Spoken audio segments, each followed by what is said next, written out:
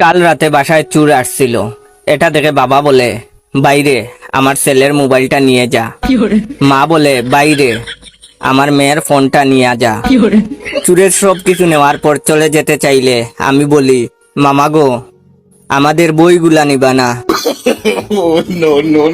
চোর আমার মোবাইল চুরি করে দৌড়াচ্ছে আর আমার আব্বু তার পিছু পিছু ছুটছে। তখন চোর দৌড়াতে দৌড়াতে ক্লান্ত হয়ে বলল, আর দৌড়াতে পারছি না, ছুটতে ছুটতে হাঁপিয়ে গেছি, আপনার মোবাইল নিয়ে যান। তখন আব্বু বললেন, ও কথা মুখেও আনবি না, এই মোবাইলের কারণে আমার ছেলের পড়ালেখা গুল্লায় গেছে।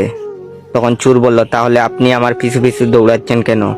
আব্বু বললেন, হেডফোন আর চার্জারটা নিয়ে যা, নইলে মোবাইল চার্জ দিবি কিভাবে? আমার বয়সী ছেলে মেয়ে বিয়ে করে বউ নিয়ে হানিমুনে যাচ্ছে, আর আমি আমার মাকে বিয়ের কথা বললেই আমার মা বলেন আমি নাকি এখনো বাচ্চা।